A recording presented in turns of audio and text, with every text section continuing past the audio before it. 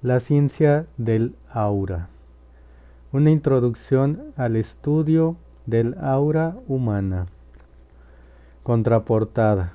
He aquí el camino hacia el conocimiento de uno de los aspectos más interesantes de las ciencias ocultas, el estudio del aura. Esta emanación magnética sutil generada por las fuerzas etéreas, astrales, mentales y espirituales de un individuo y que se expresa en términos de vibración de color. En un sentido vital, todo ser humano crea su propia atmósfera magnética, la cual revela indefectiblemente el temperamento, las inclinaciones, el carácter y el estado de salud. Así resulta patente que nuestra verdadera personalidad es fotografiada en el aura. Lo que intrínsecamente somos, a diferencia de lo que parecemos ser, quedará revelado ante un ojo sensitivo. En efecto, de ninguna otra manera se explica la atracción o repulsión que sin causa aparente frecuentemente sentimos ante una persona. Es el invisible juego del aura lo que nos impacta antes que cualquier palabra, gesto o acción visible.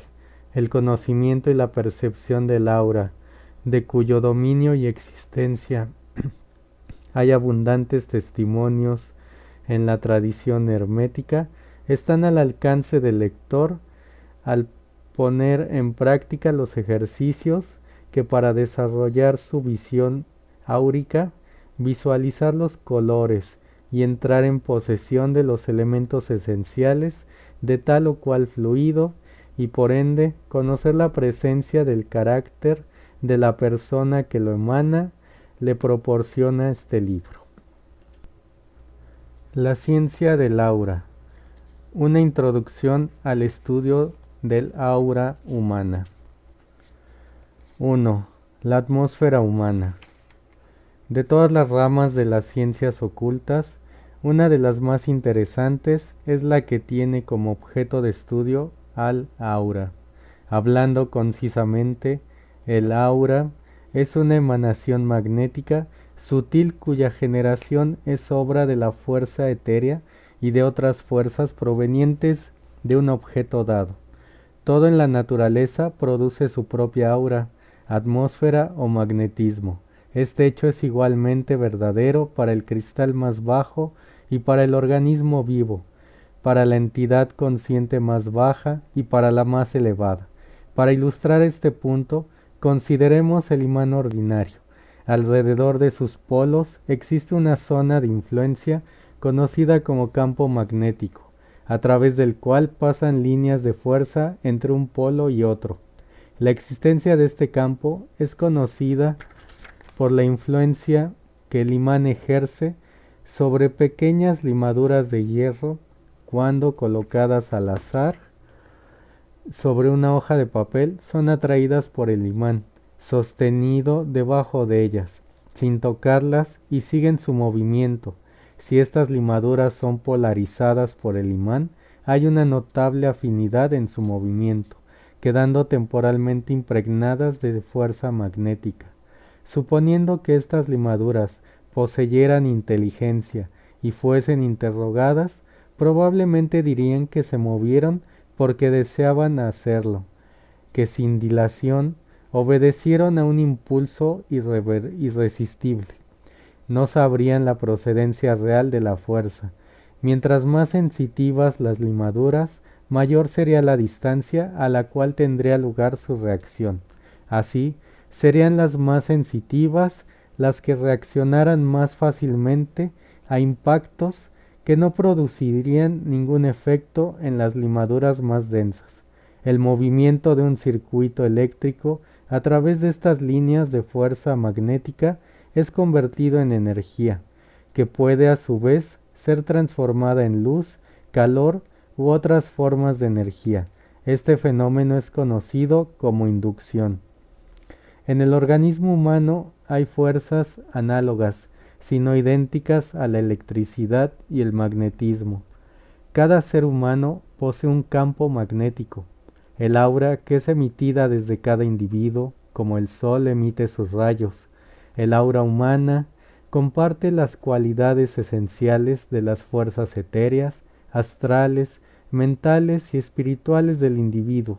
En un sentido vital, todo ser humano crea su propia atmósfera magnética, que es la que revela indefectiblemente el temperamento, la propensión, el carácter y el estado de salud. ¿Hay alguna prueba práctica y científica de la existencia del aura humana? La respuesta es que su existencia es evidenciada de diversas maneras. Por ejemplo, cuando está cargada de electricidad de alta potencia, el aura misma se electrifica, y si una lámpara de neón o de argón es introducida en su zona de influencia, se enciende por sí sola.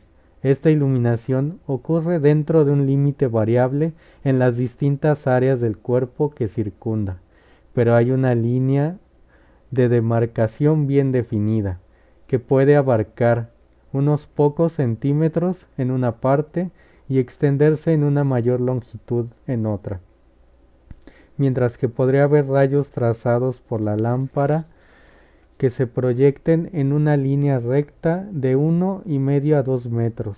De esta manera es posible hacer un plano preciso del aura de un individuo. Una prueba adicional de esta zona de influencia la ofrecen las investigaciones del Dr. Kilner, que serán examinadas en el siguiente capítulo. Esta emanación áurica ha sido conocida por los científicos ocultistas durante mucho tiempo bajo diferentes nombres. Es el magnetismo de Mesmer, el fluido eléctrico de Jussieu, las llamas odílicas de Reichenbach, la sensibilidad exteriorizada de Rochas, los rayos vitales del Dr. Baraduc. Las investigaciones de estos científicos prueban en forma concluyente que todos los cuerpos, animados o no, emiten una sutil radiación. Es necesaria una especial sensibilidad para detectar las fuerzas sutiles de la naturaleza y el aura, aunque no percibida por la mayoría de la gente en estados ordinarios de conciencia, es indetectable y claramente reconocible por individuos en condiciones adecuadas de sensibilidad. La percepción clarividente ha evidenciado desde los tiempos más remotos esta sutil tensión del alma. La aureola que circunda la cabeza de un santo no es ninguna ficción poética, como tampoco lo es la invisible aura o esfera de vida que irradia de una piedra preciosa. A veces esta aura, no limitada a la cabeza, es representada como circundando el cuerpo entero con un nebuloso fulgor o nube luminosa. Cuando Moisés descendió del Sinaí con las tablas de piedra, se dice que su cara brillaba, de tal manera que la gente no podía mirarle. Aquí tenemos un antiguo testimonio de esta aura encendida por el poder infinito del Espíritu. Así como cada sol tiene su propio sistema de planetas que giran en torno al suyo, así también cada cuerpo es circundado por centros de energía más pequeños que proceden del centro común y que por supuesto comparten las cualidades de ese centro. El cobre, el carbón y el arsénico, por ejemplo, emiten auras de color rojo, el plomo y el azufre de color azul, el oro, la plata y el antimonio de color verde, y el hierro emite de todos los colores del espectro. Las plantas y los animales emiten colores según sus características innatas. En un capítulo posterior se verá cómo el aura humana también se manifiesta con tonalidades. El estudiante de ocultismo que no haya logrado el poder de la clarividencia puede, no obstante, sentir la presencia del aura por la intuición de esa extraña fuerza que algunas personas de carácter enérgico, imponente, llevan consigo. Quizá no sean espirituales, ni siquiera intelectuales, pero la incontrastable fuerza de su personalidad parece emanar de ellos. El aura es precisamente un tipo tal, tal de extensión sutil de la personalidad que es capaz de transmitir y de recibir impresiones, y mediante ella establecemos comunicación consciente, aparte por entero de los sentidos físicos. Sentimos instintivamente atracción o repulsión, según el caso, y no podemos aducir razón alguna para ello. Sin embargo, atracción y repulsión nos hablan de una armonía o desarmonía intrínseca entre las auras. La explicación del aura se encuentra en la naturaleza del hombre. Los tres principios básicos, etéreo, astral y mental, que constituyen a un ser humano, forman el aura. A estos principios puede agregarse el espiritual, pero este pertenece a un orden diferente de conciencia, aunque también se manifiesta por medio del aura, impregnando el cuerpo físico y en realidad formando parte de él. Está la contraparte etérea o doble, el ectoplasma, que tan importante papel desempeña en la sala de sesiones espiritistas. Es el vehículo de las fuerzas vitales que, provenientes del mundo exterior, la atmósfera, el sol, los planetas, los rayos cósmicos, fluyen en el hombre. Vitaliza y sostiene al cuerpo físico. La muerte, como se llama, es el cese del funcionamiento del cuerpo etéreo en el plano terrenal. Impregnando al doble etéreo está el cuerpo astral, vehículo de las emociones, los deseos y las pasiones, que son principalmente las radiaciones brillantes y constantemente cambiantes que los clarividentes perciben al describir el aura. El cuerpo astral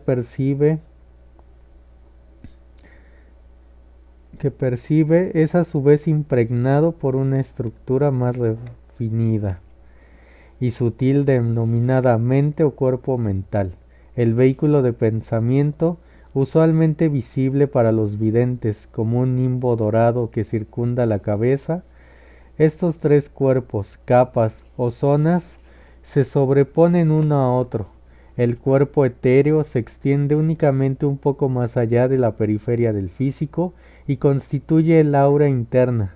El cuerpo astral, con configuración en forma de huevo, es la segunda aura, y el cuerpo mental, con su estructura más sutil y menos definida, forman el aura exterior.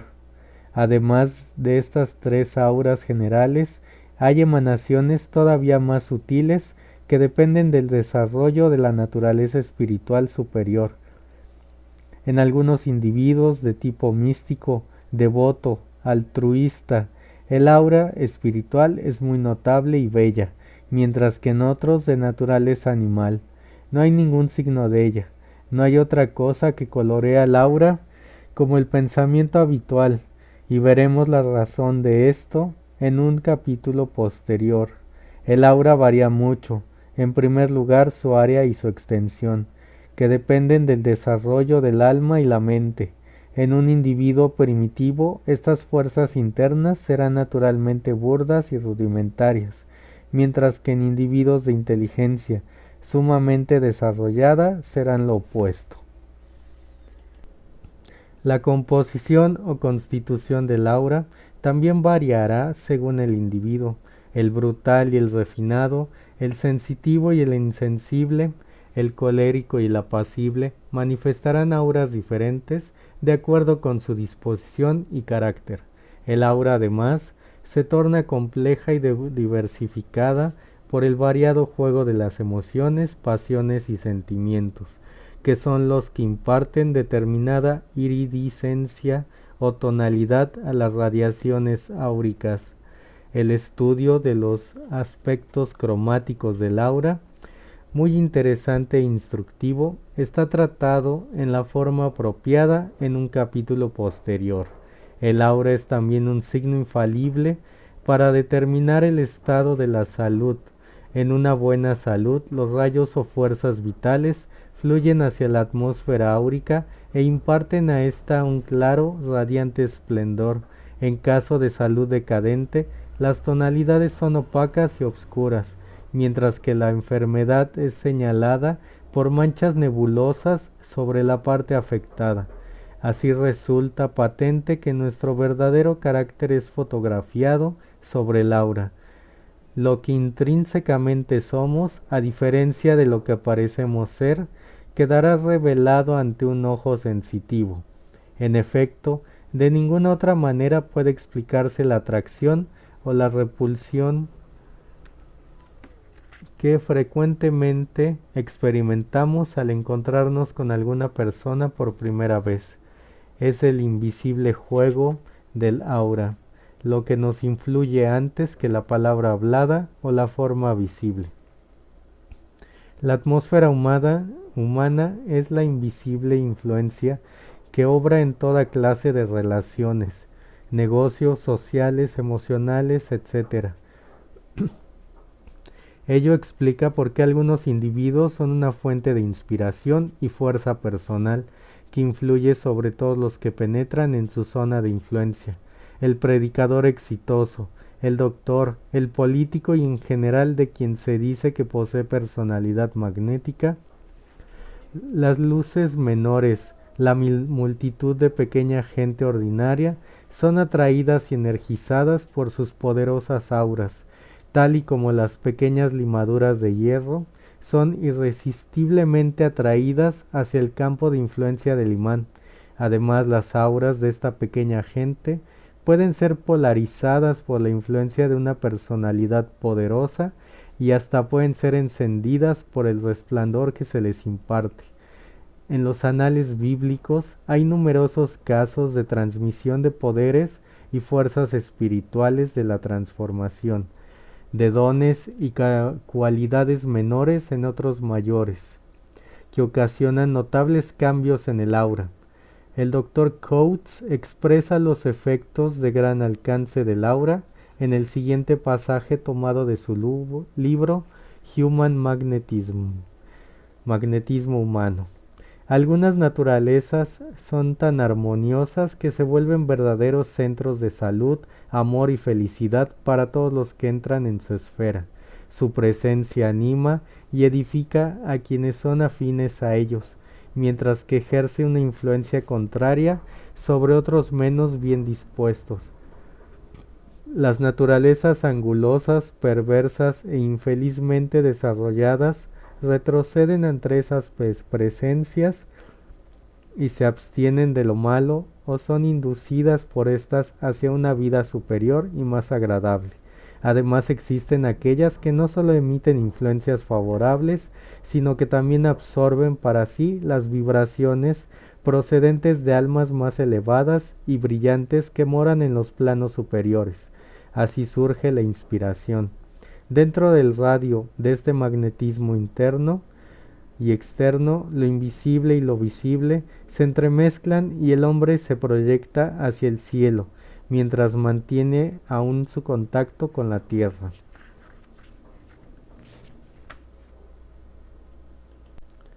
2. La base científica del aura. El fenómeno que se ha descrito en el capítulo anterior no es un descubrimiento nuevo. La idea de una emanación que rodea el cuerpo humano es probablemente tan antigua como la tradición humana, ya que encontramos menciones de ella entre algunos escritos de tiempos remotos, los libros de Hermes, los libros sagrados de los egipcios aluden a la teoría de la emanación y los yogis y filósofos ocultistas orientales sustentan la creencia. En la cultura de Occidente encontramos que los escritos de Paracelso y Van Helmont confirman la antigua enseñanza. Paracelso, uno de los primeros sabios occidentales que propagara la teoría del cuerpo astral, sostenía que alrededor del cuerpo físico se extendía una radiación invisible o globo ígneo. No fue hasta el siglo XVIII cuando empezó el estudio científico moderno del aura. En 1734 nació Anton Mesmer, quien se convirtió en uno de los más ardientes estudiantes de este fenómeno en cualquier época. Siendo doctor en medicina, volvió su atención hacia el tema del magnetismo, interesándose profundamente en las fuerzas y emanaciones procedentes de placas de acero y de imanes, que para entonces eran poco comprendidas. Le impresionaron mucho los experimentos y las curaciones que el sabio sacerdote jesuita, Hell, efectuaba por medio del magnetismo, continuando la ley paracelsiana de correspondencias y anticipándose a la moderna teoría de la base electromagnética de la vida. Mesmer descubrió que todos los efectos atribuidos al ferromagnetismo podían ser inducidos por las emanaciones que fluían de la mano humana. A estas emanaciones humanas las denominó fluido magnético animal o magnetismo animal. Mesmer estableció una clínica en Viena y sus métodos de curación magnética causaron delirio público. Desafortunadamente, Mesmer tenía debilidad por los desplantes teatrales y sus sesiones magnetistas se convirtieron en espectáculos de loco entusiasmo y fanatismo. Tiempo después, una comisión científica examinó los fenómenos y emitió un dictamen adverso. Los comisionados informaron que no pudieron encontrar ninguna prueba de la existencia del fluido magnético animal, pero como dice el doctor Buchanan, si el mismo Mesmer no supo cómo demostrar científicamente una influencia emanante de la constitución humana, los comisionados debieron hacer una investigación apropiada, mas no la hicieron. El magnetismo animal cayó en el olvido después de la muerte de Mesmer, pero ciertos científicos, viendo la imposibilidad de desechar las emanaciones magnéticas como meras ilusiones, continuaron experimentando en privado. Uno de los principales de estos científicos furtivos del siglo XIX fue el barón von Reichenbach, quien en 1845 anunció el descubrimiento de una radiación proveniente de ciertos objetos que denominó fuerza ódica o llamas odílicas. Aseguró que era generada por ciertos cristales, por los imanes y por el cuerpo humano, y sostenía además que podía verse a simple vista. Reichenbach trabajó con métodos diferentes de los Mesmer y procuró evitar la teatralidad y el sensacionalismo. Cuidadosamente escogió a las personas que él llamaba sensitivas, quienes sentadas en cuartos oscuros y en condiciones tranquilas podían ver llamas, chispas, rayos de luz y nubes blancas que emanaban de un imán. Percibían colores diferentes provenientes de los polos opuestos del imán y hasta ciertos cristales y plantas. En el transcurso de experimentos ulteriores se descubrió que algunos de los sensitivos de Reichenbach pudieron percibir emanaciones similares que irradiaban las puntas de los dedos.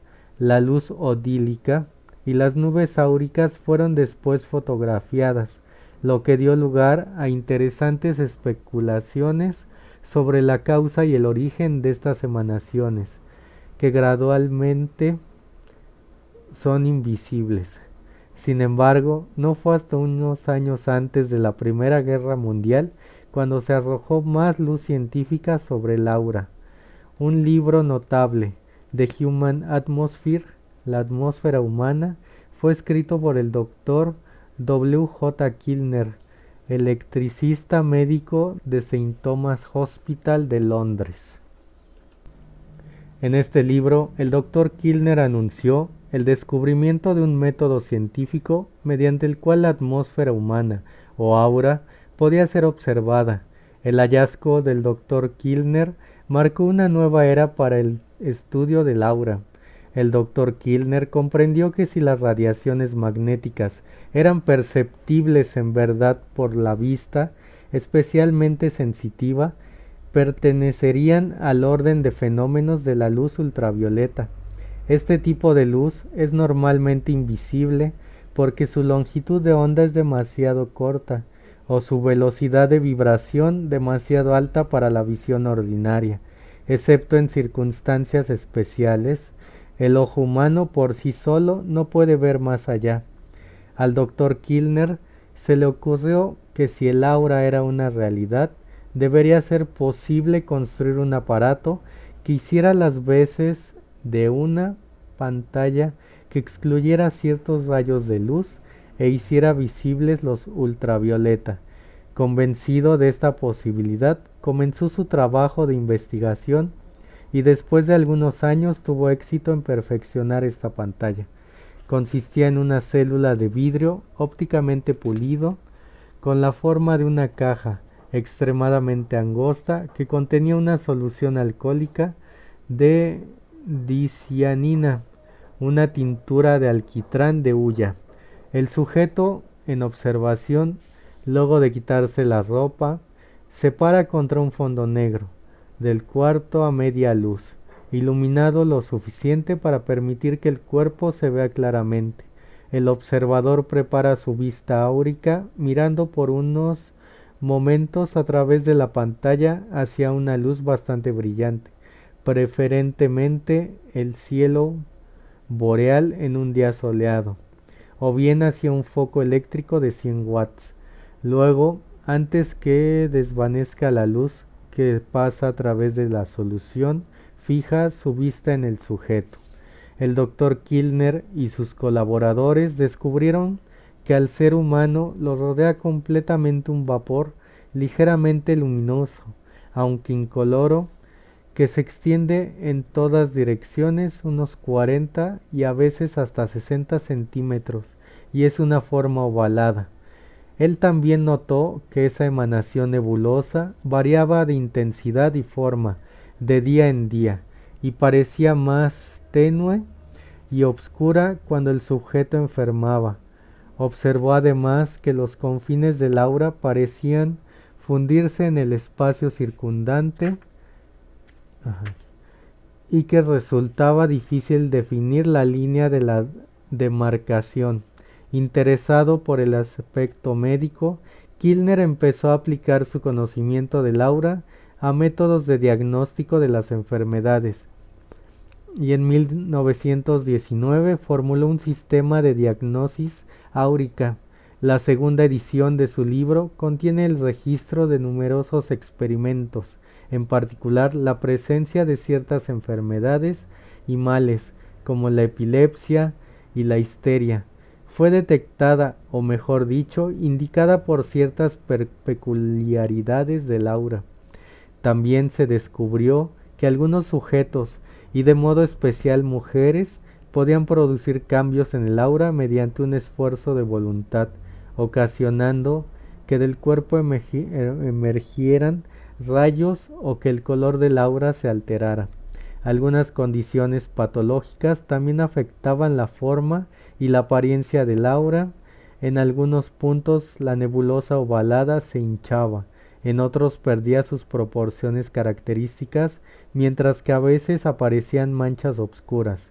Esos fenómenos son bien comprensibles para la ciencia del ocultismo, la cual señala el hecho de que las emanaciones percibidas por el Dr. Kilner comprendían principalmente el aura etérea. El cuerpo etéreo es el centro o vehículo de las fuerzas vitales en el hombre, y debido a eso es de capital importancia en lo que toca a la salud. En ese cuerpo, los complicados principios químicos, biológicos y magnéticos están dinámicamente activos, así como cuando hay salud en el cuerpo etéreo, almacena una abundancia de fuerza vital que irradia en línea recta en todas direcciones. Sin embargo, en los casos de enfermedad, se debilita y no es capaz de atraer igual cantidad de fuerza. Entonces las líneas del magnetismo vital aparecen débiles y dobladas, indicando la condición de agotamiento. En estado saludable, la gran fuerza de estas radiaciones contrarresta los gérmenes y bacterias enemigos de la salud física, pero durante la enfermedad, estas emanaciones áuricas no eliminan tan fácilmente los gérmenes malignos, de ahí que estos puedan penetrar cómodamente y producir efectos dañinos. El doctor Kilner también observó el hecho curioso de que un aura fuerte y positiva accionaba sobre la débil y negativa de la misma manera que había una batería cargada, debidamente descargada su energía si se le conecta a baterías más débiles. Y por otra parte, como una aura débil agotada, indicio de una vitalidad en menoscabo, actuó como esponja psíquica o vampiro sobre las auras que la rodeaban y minó su energía. Resulta interesante notar que hay ocasiones en que el cuerpo etéreo deja el organismo físico y retira la vitalidad. Por ejemplo, cuando una mano o una pierna se duerme, entonces los individuos clarividentes pueden ver que la contraparte etérea cuelga fuera del brazo o pierna física hasta que la vitalidad vuelva a entrar en el miembro temporalmente muerto. A veces en hipnosis, la cabeza del cuerpo etéreo se divide y cuelga a los lados de la cabeza física, una mitad sobre cada hombro, o permanece alrededor del cuello como un collar. Cuando se utilizan anestésicos, el cuerpo etéreo es parcialmente echado fuera y si la aplicación es prolongada y fuerte, sobreviene la muerte. Se descubrió también que el efecto de usar la pantalla de dicianina es acumulativo y que después de algún tiempo puede prescindirse de ella. La práctica desarrolla notablemente el poder de visión áurica. Algunos observadores que han seguido el método de Kilner afirman que ven una angosta banda negra transparente en el cuerpo y el aura, de apariencia nebulosa, gris, azulada, y sostienen que al observar el aura a través de una pantalla que contenga una solución diluida de carmesí, esta puede ser dividida en dos porciones diferentes. La porción interna de una apariencia estriada y la externa, obscura y nebulosa. Mucha gente tiene una idea vaga respecto a lo que es la dicianina. Dicho brevemente, es una tintura de quinolina poco común y de constitución muy compleja que se hace mediante un difícil y costoso proceso. La sustancia formará cristales azules que son solubles en agua o alcohol. Las soluciones se ven de un púrpura rojizo a la luz proyectada directamente, pero a la luz reflejada presentan un tono verdoso muy oscuro. Sin embargo, diluidas lo suficiente, se vuelven de un hermoso color azul. Esta tintura se usa en trabajo fotográfico, puesto que imparte una extraordinaria sensibilidad roja a las placas de bromuro de plata, para lo cual se prepara una solución que consiste en una parte de dicianina por cada 1000 partes de alcohol, diluyendo una parte de esta solución en 50 partes de agua. Estas cifras dan una idea mínima de la extraordinaria potencia de la tintura. No hay duda alguna en que mirar a través de una pantalla de dicianina produce un efecto singular sobre los ojos. Se han hecho experimentos sobre un objeto seleccionado, puesto bajo un potente microscopio antes y después que el observador haya mirado a través de una pantalla de este tipo, y se descubrió que las dos lecturas diferían, ya que el efecto de la pantalla cambia aparentemente la longitud focal del ojo, dejando al observador algo corto de vista. La teoría del Dr. Kilner sobre la acción de la dicianina es que al acortar nuestra vista nos permite enfocar rayos de luz como los ultravioleta que normalmente son invisibles. Lamentablemente las investigaciones del Dr. Kilner causaron menos interés que el que merecían en los círculos científicos ortodoxos. La profesión médica en general parece no haberle hecho caso a su pantalla. Por otra parte, no todos los ocultistas aceptan las opiniones del Dr. Kilner sobre el aura, ni el hecho de que se vuelve crecientemente visible mediante una continua experimentación. Algunos son de la opinión de que el Dr. Kilner era clarividente, natural, y que sus experimentos con dicianina fueron meramente el medio que condujo al desarrollo de su clarividencia. A los sensitivos el aura les será manifestada plenamente sin necesidad de ningún medio externo o artificial. Por otro lado, el uso de la pantalla de dicianina probablemente acostumbra al observador a ver lo invisible y le facilita el desarrollo de la facultad de clarividencia. La emanación física o aura existe. Esto se puede comprobar mirando a través de la pantalla de cianina, donde lo invisible se hace manifiesto. 3. Aspectos del color del aura. Hemos visto que el aura es la suma total de las fuerzas del pensamiento y las emociones etéreas, astrales, mentales y espirituales del individuo. Ahora veremos cómo el aura se expresa en términos de vibración de color.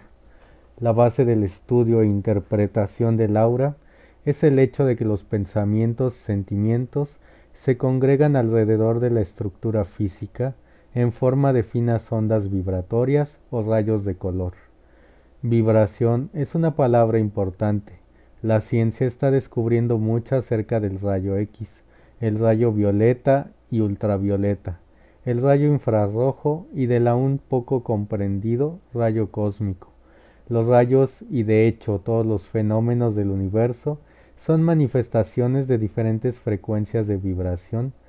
Efectivamente, el color es en realidad vibración y posee una simbología enteramente propia.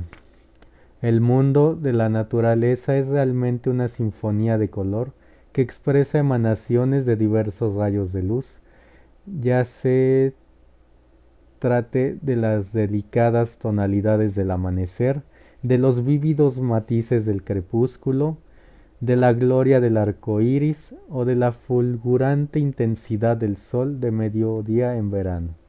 La ciencia oculta enseña que el sol central emite fuertes rayos vibratorios o longitudes de onda de luz, denominados los 7 rayos vibratorios principales, de los cuales brotan los 7 tipos básicos principales de mentalidades y temperamentos humanos. En orden de grado, estos comprenden: número 1, violeta, fuerza espiritual; 2, índigo, intuición; 3, azul, inspiración; 4, verde, energía, provisión; 5, amarillo, sabiduría; 6, anaranjado, salud; 7, rojo, vida. Como lo sabe todo el mundo, estos son los colores que componen el espectro, pero cada uno de estos rayos se divide en muchos matices.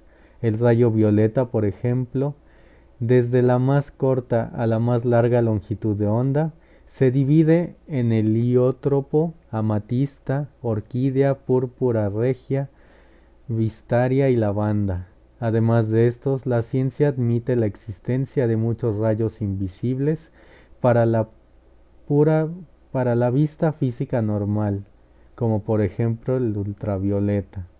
Hablando en términos del cosmos, el aura de los planetas del sistema solar se basa en la misma expresión de color.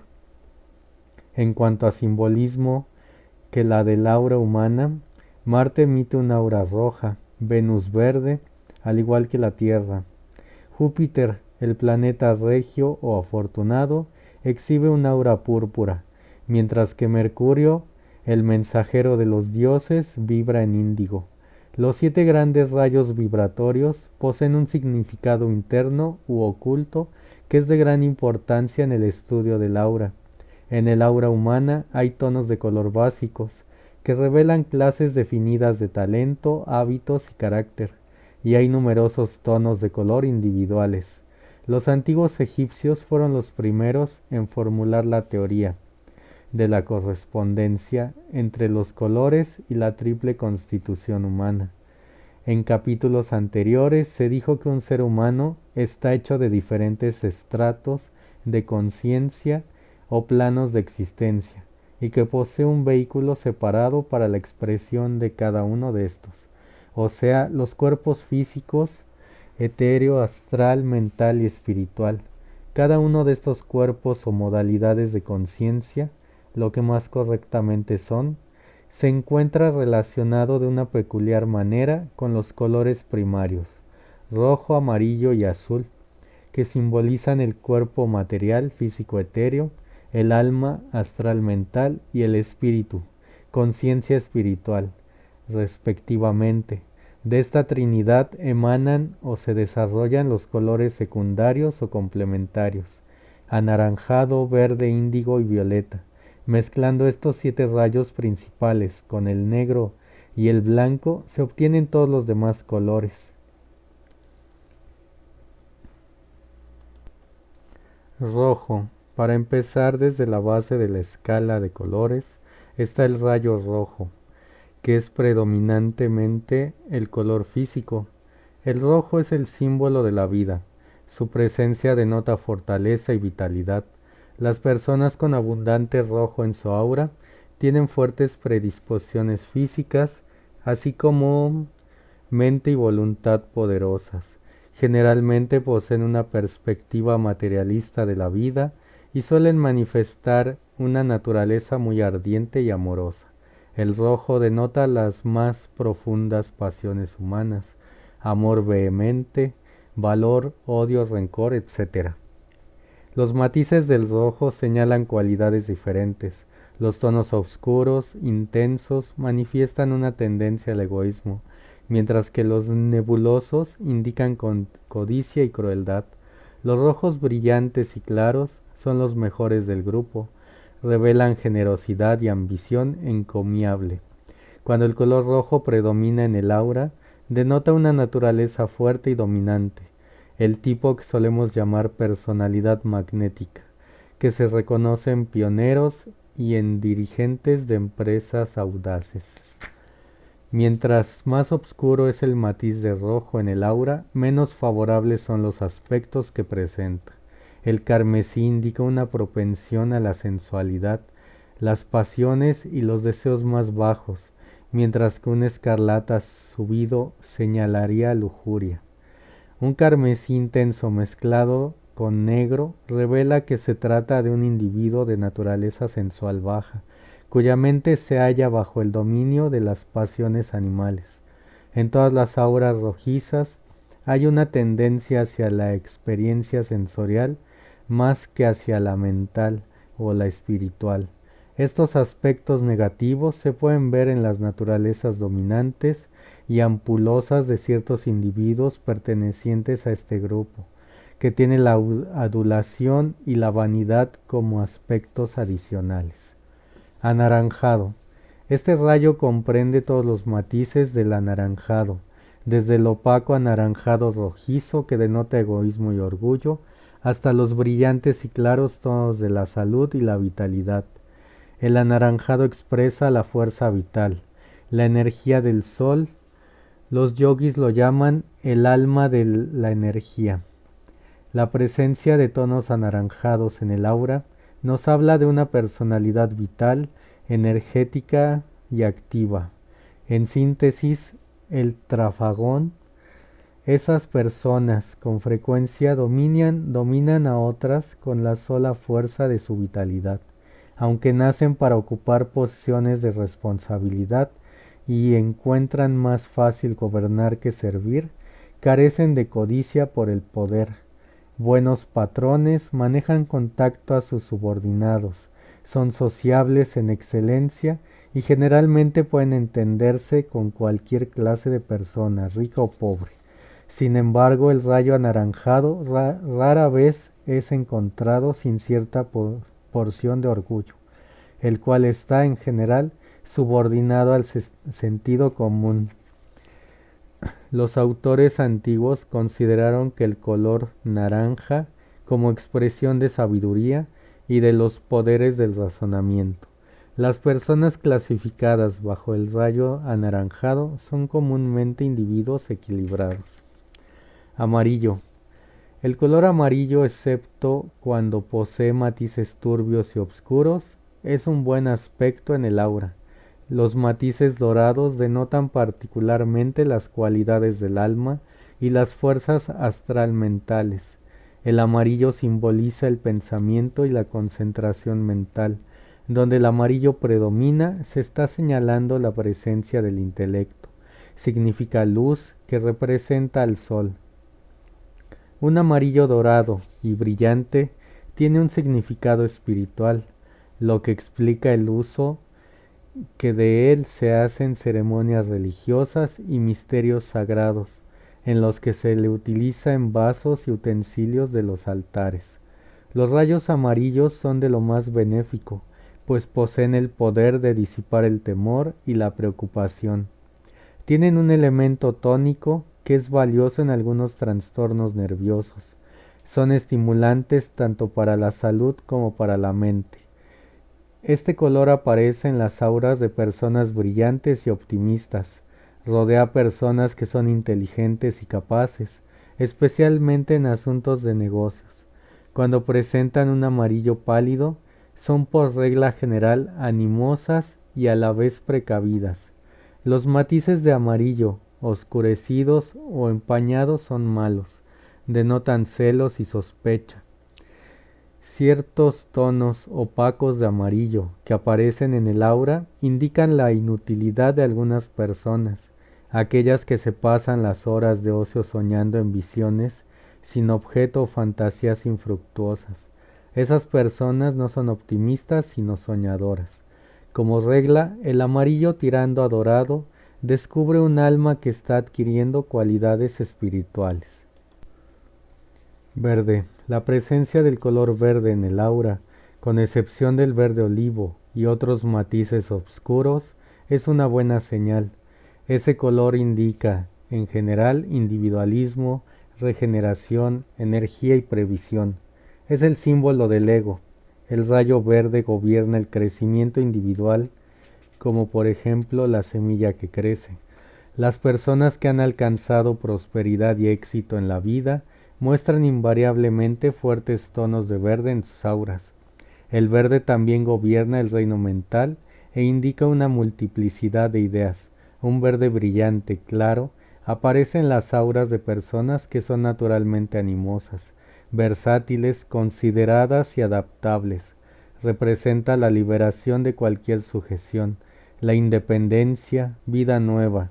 Si la gente nerviosa, impresionable, tensa, se diera cuenta de los efectos benéficos y curativos del color verde sobre la mente y los nervios, sin duda se haría rodear de este confortante color, cuyas vibraciones son extremadamente refrescantes para el alma. En Oriente, el verde es el color del luto, pero esta idea se basa en la creencia de que es el color del crecimiento y la vida nueva, y no un símbolo de muerte y tristeza. Los chinos, un pueblo filosófico, lo utilizan profusamente en sus festivales de alegría y gozo. Los aspectos negativos del verde son la envidia y los celos, indicados por un matiz oscuro, y el engaño y la traición, señalados por el verde olivo. Azul. El matiz propio del cielo. El azul representa la inspiración, es el color espiritual. Su poder y significado espirituales se conocen desde hace mucho tiempo. En los países orientales se acostumbraba a colocar objetos de color azul en las tumbas para alejar a los malos espíritus. En China y Japón es el color de la fortuna. La presencia de mucho azul en el aura significa una naturaleza artística y armoniosa, así como comprensión espiritual. Es el rayo de la luna y siempre se le ha asociado con el aspecto femenino. El azul figuró de manera prominente en los templos a Isis en el antiguo Egipto. En la Iglesia Católica es el color de la Virgen María. Un azul brillante denota seguridad y confianza en uno, y la posesión de un carácter más positivo que el de aquellos cuyas auras irradian tonalidades más pálidas de azul. Las personas con una buena porción de brillante azul son por regla general amigos fieles y de carácter sincero. Los matices más oscuros del azul muestran cualidades espirituales. La presencia de índigo en el aura indica un alto grado de espiritualidad, integridad y profunda sinceridad. La sabiduría y la santidad están representadas por auras azul oscuro y ciertos matices de azul pálido indican idealismo. Violeta. El rayo violeta es un fenómeno que raramente se ve en el aura ordinaria. Es el color más espiritual, ya que contiene la espiritualidad del azul sumada a los elementos de vitalidad y poder del rojo. Es el color del iniciado y del adepto. En realidad apenas si pertenece al plano terrenal, ya que es propio de la alta esfera de los seres espirituales. Por mucho tiempo ha sido considerado el color regio, rayo del poder y la influencia, y todas las grandes almas están bajo su benigna protección. Su presencia en el aura revela grandeza verdadera y merecimiento. La gente destacada por su amor desinteresado y su sabiduría irradia hermosas tonalidades de violeta. Los matices más azulados son señal de trascendente idealismo. Gris. Las personas con un amor innato por las reglas y la formalidad, de mente burocrática, tienen varios matices de gris en sus auras. Su presencia indica falta de imaginación o tendencia a la estrechez mental. Un gris muy opaco puede interpretarse como mezquinidad y torpeza. Algunos autores consideran que el gris denota un profundo poder de concentración y perseverancia, y en efecto, las personas de aura gris son muy persistentes, el tipo afanoso que no dejará nunca tareas sin terminar. Entre esta gente encontramos al solitario y a las personas a quienes les gusta vivir a su manera. Negro. Cuidado con este color, porque hablando con exactitud, no se trata de un color, sino de la ausencia de color. Desde los tiempos más remotos, el negro ha sido asociado con acciones malas y obscuras. Su presencia en el aura es siempre negativa. Por eso es incomprensible la inclinación de los primeros hombres de la Iglesia por este color, un error que afortunadamente no han cometido las religiones de Oriente.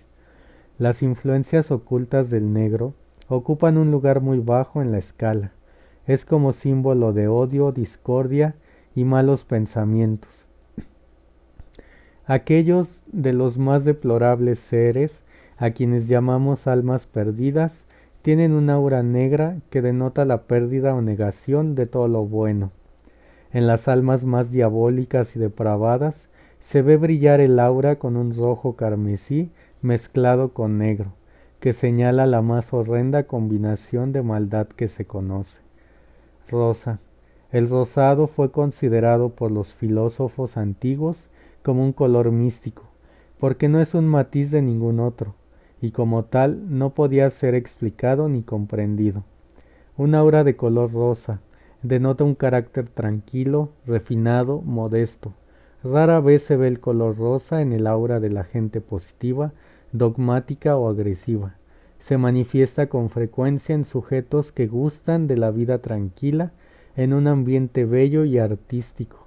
Las personas del tipo de aura rosada mostrarán una grande y duradera devoción. La monja recatada y autosacrificada tiene una fuerte mezcla de rosado con azul celeste en su mística aura. Plateado. Una aura veteada de plata indica carácter constante, animoso pero no confiable. La tiene gente versátil, activa y agraciada en las cuestiones relativas al movimiento, el lenguaje, los viajes, etc. Son las que frecuentemente se dedican de modo superficial a todos los oficios y profesiones. pero sin ser expertos en ninguno. Esperen debilidad, inconstancia y humores cambiantes, donde el color plata predomina y además estén en guardia. Café. El color café denota capacidad para la organización y la administración. Es el color del hombre de negocios. Representa industria, por ejemplo. Es café la tierra que incesantemente se esfuerza por producir frutos y vida vegetal. No esperen fuertes sentimientos o tendencias emotivas en las auras matizadas de café, ya que es dominante del convencionalismo y de las mentalidades tipo pay de manzana. Es el punto de partida de la ambición y el poder material y comercial, y de la afanosa perseverancia para lograrlo. Moteado de verde indica egoísmo, mientras que el tono más luminoso señala avaricia. 4. Adquisición de la visión áurica. Una prueba preliminar. Una prueba sencilla, mediante la cual el experimentador podrá descubrir si es sensitivo a las radiaciones áuricas, es la siguiente. Cuando se vaya a dormir por la noche, lleve consigo un imán ordinario de hierro. Con la luz apagada y el cuarto lo más oscuro posible, métase en la cama y relájese 1 o 2 minutos. Es importante que su mente esté lo más pasiva posible. Luego ponga el imán bajo las cobijas y mire fijamente hacia el sitio donde está. Por supuesto, tendrá que levantar un poco las cobijas, pero el imán no debe verse en absoluto, pudiendo ubicar por el tacto. Después de unos momentos deberá ver una débil y pálida luz circundando los polos del imán, cuya intensidad variará según el grado de clarividencia áurica que usted posea. Podrá observar apenas una mancha brumosa de luz o bien rayos claramente definidos. Cualquiera de los dos fenómenos indicará que efectivamente posee poder para ver el aura. Si el experimentador no ve ninguna luz la primera vez ni la siguiente, no debe darse por vencido. Deberá tomarse una semana o 2 para probarse. Esta es una prueba sencilla, elemental. Si se desea avanzar un paso más en la visión áurica, puede experimentar concentrando la facultad sensitiva en otra persona. Ha de ser alguien con quien se esté en armonía. Deberá colgarse una cortina oscura o algún material oscuro y opaco sobre la pared opuesta a la ventana de un cuarto tranquilo. El sujeto se para o se sienta a una distancia de 25 a 40 centímetros de la cortina oscura, de manera que la poca luz que haya caiga uniformemente sobre su cuerpo. Con algunos observadores es preferible que el sujeto permanezca lo más lejos posible y desnudo, pero no es esencial.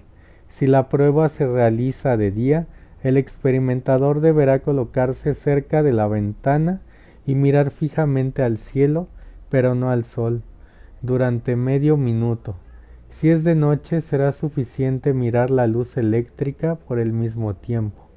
El experimentador deberá entonces cerrar los ojos, sentarse, relajarse y ponerse tan pasivo como le sea posible, concentrándose mentalmente en la idea del aura.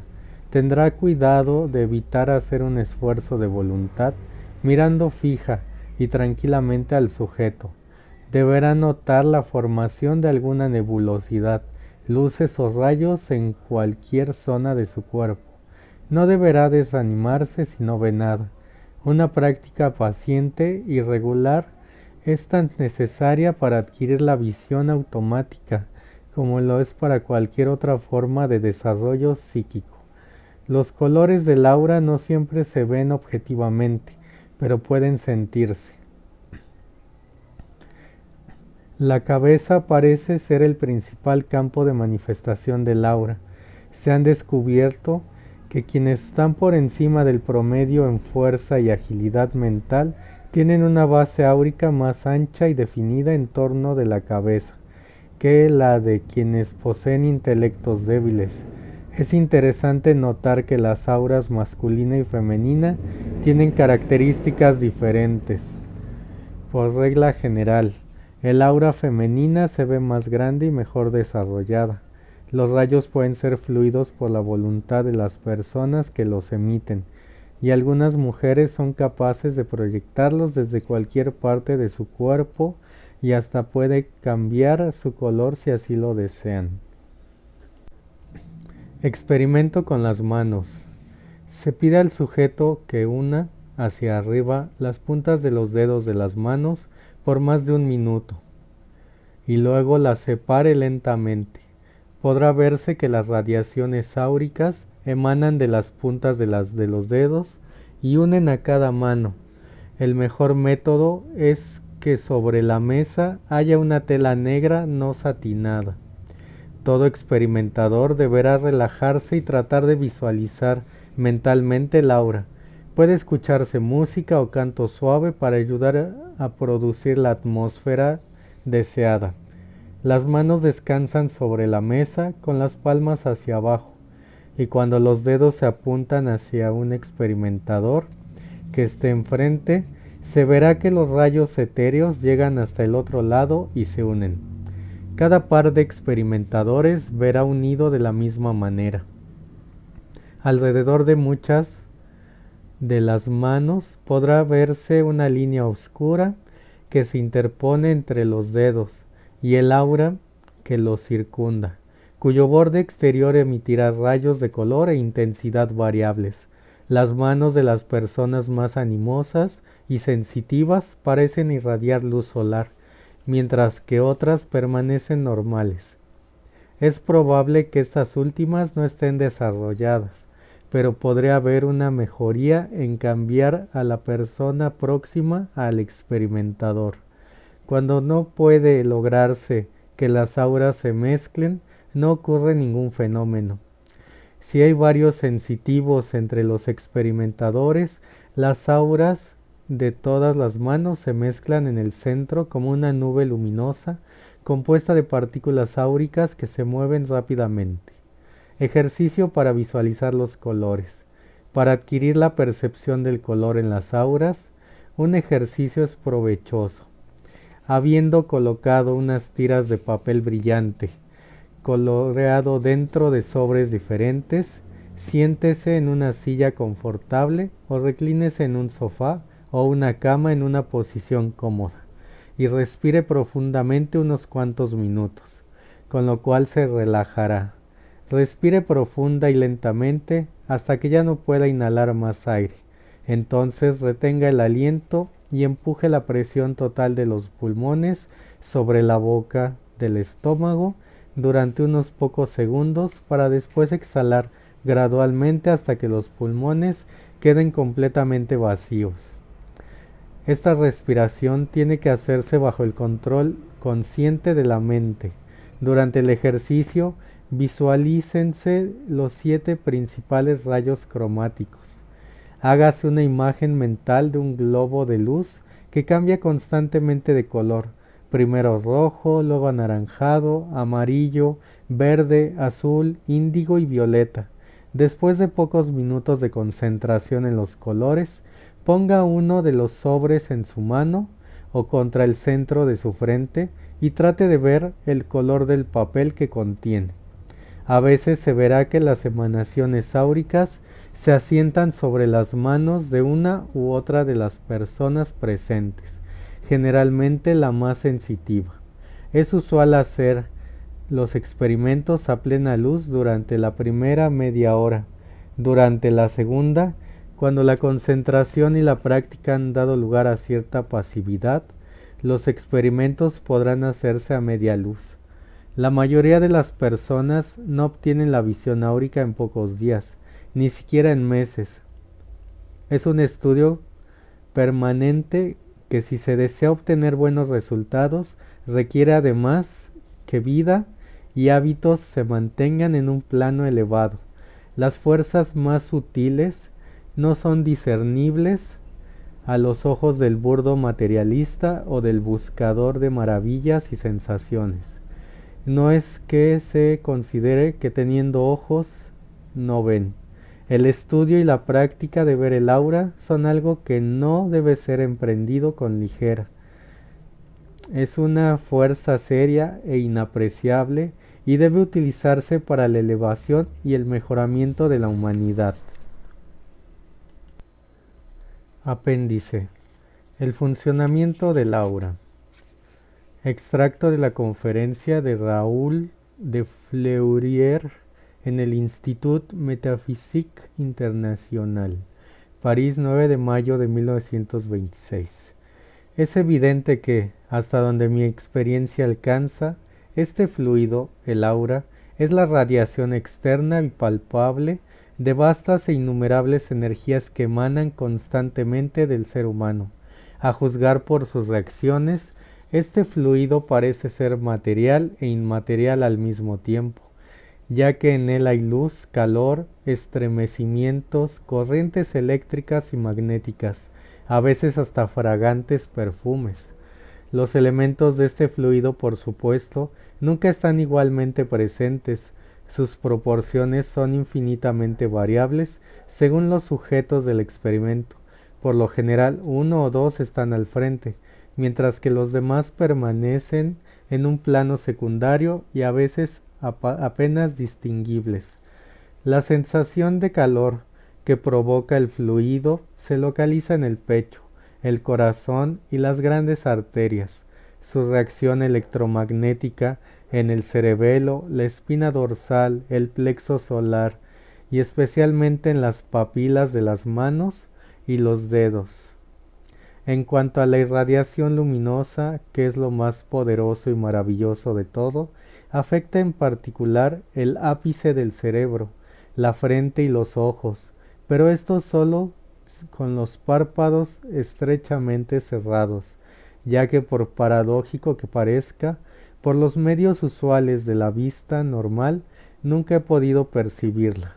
De modo general, tan pronto surge de su laboratorio humano, siempre veo este fluido con una traza muy brillante, transparente en exceso, de un blanco áureo de intensa vibración, algo parecido a la tremulante colina de verano.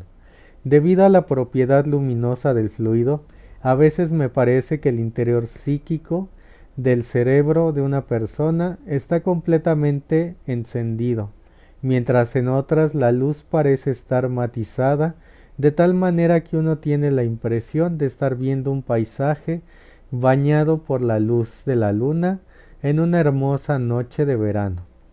Esta luminosidad fluida, fundamentalmente blanco-áurea, es sólo la síntesis de una infinidad de otros colores contenidos en su naturaleza esencial, pues igual que el rayo solar blanco, al pasar por un prisma se divide en 7 colores básicos. Esta luz fluida se divide en distintos colores que tan pronto como penetra en el ambiente psíquico que puede dispersarla, por lo que se refiere a las combinaciones resultantes de su mezcla. Los colores del arco iris en mezclas infinitas no darían la menor idea de ellas. Son tales que frecuentemente no encuentro palabras para expresar sus increíbles matices y modificaciones. Además, así como nunca he visto dos caras exactamente iguales, nunca he encontrado dos fluidos auras que lo sean. Algunos son suaves, agradables, benévolos, tan encantadores como la caricia de una brisa de primavera, ligeros y transparentes como el azul del cielo, pero también están aquellos afilados, taladrantes, violentos y repulsivos. Podría decirse que son filosos como un puñal, flagelantes como una granizada, explosivos como la pólvora, hostiles como una borrasca, que dan cuerpo, por así decirlo, a un alma llena de inquietud y antipatía. Pero de todos los fluidos reveladores de una personalidad, el más asombroso es el magnético, que llamo así por su acción análoga a la del imán eléctrico. Igual que éste atrae al hierro y al acero, el fluido magnético parece actuar físicamente sobre los glóbulos metálicos de la sangre y su poder de atracción es tan grande desde el punto de vista moral que parece imposible resistirlo. Se le halla casi solo en mujeres. Cuando su poseedora es un alma virtuosa, arrastra todo lo que la rodea hacia lo bello, lo bueno y sublime, pero tratándose de un alma maligna, convierte a su poseedora en una mujer fatal, en una verdadera vampiresa de almas y corazones que siembra la tragedia, el infortunio y la ruina. Generalizando, el fluido de cada individuo es personal y no puede ser confundido con ningún otro. Tan es así que frecuentemente he podido reconocer a una persona 5, 10 o 20 años después de su visita con simplemente examinar su radiación áurica. Una vez en posesión de los elementos esenciales de tal o cual fluido, se está sin duda bien documentado, a veces absolutamente, sobre la persona a quien pertenece la radiación, y es comprensible si se considera que este fluido viene completamente cargado del carácter o modo de ser de quien lo emana y así irradia la misma esencia del carácter de la persona, sus pasiones, hábitos, ideas, aspiraciones, todo lo que constituye su existencia física, moral, intelectual y hasta biológica.